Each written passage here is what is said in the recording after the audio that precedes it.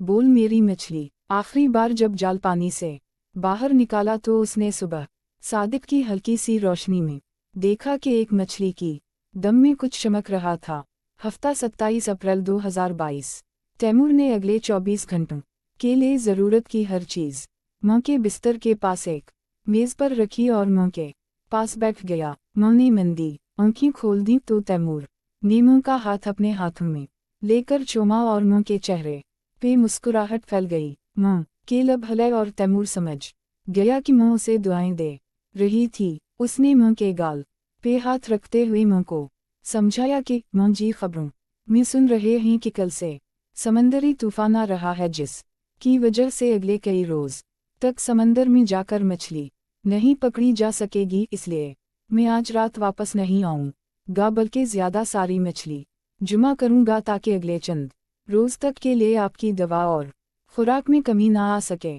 तैमूर की बात खत्म हुई तो मां के चेहरे पे मुस्कुराहट और आंखों के गीले किनारों से इसे समझ आ गई कि मां इसकी बात समझ रही है। उसने मां को बताया कि इस की हमसाई खाला सतू इस के पास इसकी खबर गैरी के लिए आती रहेगी। मैं इसे बता जाऊंगा। मां को सारी बातें समझा कर तैमूर ने अपनी राह ली और साहिल पे जाकर अल्लाह का नाम लेकर अपनी किश्ती समंदर में डाल दी। और भी कई मला अपनी कश्तियां समंदर में डालकर रिज़्क़ हलाल कमाने की कोशिश में मसरूफ़ थे। समंदर में फिरते फहराते दोपहर और फिर शाम हो गई थी। तैमूर ने अपनी किश्ती में काफ़ी मछली जुमा कर ली थी। सब माहीगीर घरों को लौट रहे थे। तैमूर भी किश्ती को साहिल पे ले आया। अपनी किश्ती में रखी पोटली से निकाल कर सादा सा खाना खाया और अपने बाप को भी याद किया जब वो 8वीं क्लास में था कि इस का बाप चल बसा था और मां होकर बिस्तर से लग गई थी। से यकीन था कि खाला सतू ने यकीना मां को खाना खिला दिया होगा। खाला सतू तैमूर की मां की सहेली थी, मगर अब उसकी बीमारी के बाद से उसकी तीमारदार भी बन चुकी थी। तैमूर जब भी कहीं जाता खाला सतू अपनी दोस्ती का हक अदा करते हुए उसकी मां का हर तरह से ख्याल रखती थीं। तैमूर खाना खाकर लेट गया, मगर वो दिल में दुआ कर रहा था कि या अल्लाह पाक मेरी मदद कर कि मैं अपनी मां का इलाज करवा सकूं। और वो तकलीफ से निकल आया भी। थोड़ी देर गुजरी थी कि कौसट गार्ड ने सीटी बजाकर उसे यहाँ से चले जाने का कहा, मगर तैमूर खामोशी से लेटा रहा। काफ़ी देर गुजर गई थी। तैमूर भी थक चुका था, मगर उसे पता था कि अगर मैं भी घर चला गया तो पता नहीं कितने दिन कारोबार से नाफा हो जाए, और अगर पैसा ना हुआ तो मां की दवाइयाँ कहाँ से आएंगी। इस फिक्र ने उसे हिम्मत दी और उसने किश्ती फिर समंदर में डाल दी। रात की तारीकी में चंद चमक रहा था, जिसकी किरणें समंदर की लहरों पे खेल रही थीं। मगर तैमूर अपने काम में मसरूफ़ था कि बाप की मौत के बाद वही मां का और मां इसका सहारा थी। इसने काफ़ी सारी मछली जुमा कर ली थी और अब इसका रुख साहिल की तरफ था कि कौसट गार्ड घंटियों बजा बजा कर समंदर में मौजूद इक्का दुक्का माहीगीरों को वापस आने की हिदायत कर रहे थे कि शाम तक समंदर तूफान से पागल हो जाने वाला था। उसने आखिरी बार जब जाल पानी से बाहर निकाला तो उसने सुबह सादिक की हल्की सी रोशनी में देखा कि एक मछली की दम में कुछ चमक रहा था। उसने अपना वहम समझते हुए उसे भी मछलियों के ढेर पे डाला और छाबड़ा उठाकर गधा गाड़ी पे रखा और किश्ती को साहिल पे मजबूती से बांध दिया। उसने गौर किया तो ये आवाज़ मछली नुमा चीज़ से आ रही थी। ऐसे महसूस होता था कि जैसे वो खिलौना नुमा मछली कुछ कह रही हो। वो उसी उलझन में था कि बाहर से खाला सतू की आवाज़ आई, बेटा तैमूर, ये मेरी टार्चा की रोशनी बहुत कम हो गई है, शायद इसके सील कमज़ोर हो गए हैं। अगर तुम्हारे पास 2 फालतू सील हूँ तो मुझे दे दो। तैमूर ने टब वापस चारपाई के नीचे किया और शहर से लाए हुए 2 सील खाला को दे दे, और वापस आकर अब फिर वो इस मछली नुमा चीज़ को अलटने पलटने लग गया। उसी तरह इसका हाथ लगा के एक जगह से कोई पुर्जा पीछे हटा और अंदर से 2 सील बाहर गिर गए।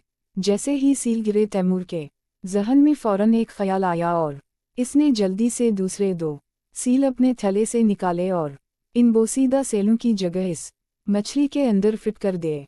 नए सील फिट होते ही मछली की आवाज़ ऊंची हो गई और मज़े की बात ये हुई कि उसे भी समझ आने लगी। मछली रुक रुक कर कह रही थी कि साहिल पे यौम आज़ादी, समंदर कचरा, 70% इजाफा। तैमूर चौंक गया, यानी इसके कहने का मतलब ये था कि पिछले हफ्ते साहिल पे जो यौम आज़ादी मनाया गया, इससे समंदर में कचरे की सतह में मज़ीद 70% इजाफा हो गया है। तैमूर पहले भी लोगों के साहिल पे गंदगी फैलाने से परेशान तो रहता था, मगर अब तो हद ही हो गई थी। अब इसे समझ आ रही थी कि ये क्या चीज़ है। उसने एक बार शहर मंडी में समंदरी रोबोट की बात सुनी थी कि जो समंदर के अंदर की खबरें भी देगा। इसे अंदाज़ा हो गया कि ये यकीना वही रोबोट है। चंद दिन में तूफान थम गया, माहीगीर वापस समंदर में जाने लग गए। तो तैमूर को एक दिन एक ख्याल सूझा। उसने एक लंबी रस्सी लेकर मछली के सर के इस पास मजबूती से बांध ली और समंदर में जाकर उसे पानी में डालकर रस्सी का दूसरा सरा किश्ती के साथ बांध लिया। इस रात वापस आकर रात के वक्त फारिग होकर उसने इस मछली को फिर निकाला। बटन जरा सा दबाया तो मछली बोली, इतवार दिन 10%। अब तैमूर को एक आइडिया सूझा। वो शहर गया तो उसने मंडी में मैनेजर को सारी बात बताई।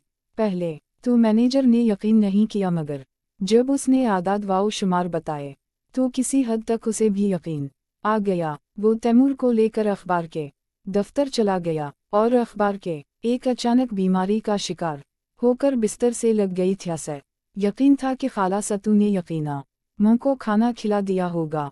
खाला सतू तैमूर की मां की सहेली थी, मगर अब उसकी बीमारी के बाद से उसकी तीमारदार भी बन चुकी थी।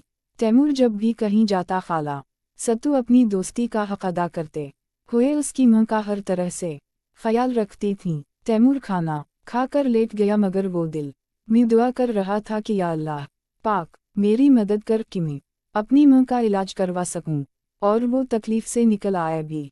थोड़ी देर गुजरी थी कि कौसट गार्ड ने सीटी बजाकर उसे यहाँ से चले जाने का कहा, मगर तैमूर खामोशी से लेटा रहा।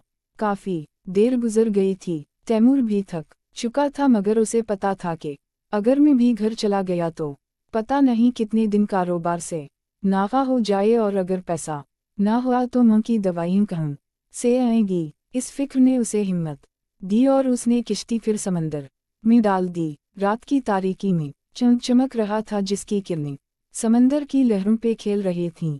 मगर तैमूर अपने काम में मसरूफ था कि बाप की मौत के बाद वही मां का और मां इसका सहारा थी। इसने काफ़ी सारी मछली जुमा कर ली थी और अब इसका रुख साहिल की तरफ था कि कौसट गार्ड घंटियों बजा कर समंदर में मौजूद इक्का दुक्का माहीगीरों को वापस आने की हिदायत कर रहे थे कि शाम तक समंदर तूफान से पागल हो जाने वाला था। उसने आखिरी बार जब जाल पानी से बाहर निकाला तो उसने सुबह सादिक की हल्की सी रोशनी में देखा कि एक मछली की दम में कुछ चमक रहा था। उसने अपना वहम समझते हुए उसे भी मछलियों के ढेर पे डाला और छाबड़ा उठाकर गधा गाड़ी पे रखा और किश्ती को साहिल पे मजबूती से बांध दिया। उसने गौर किया तो ये आवाज़ मछली नुमा चीज़ से आ रही थी। ऐसे महसूस होता था कि जैसे वो खिलौना नुमा मछली कुछ कह रही हो।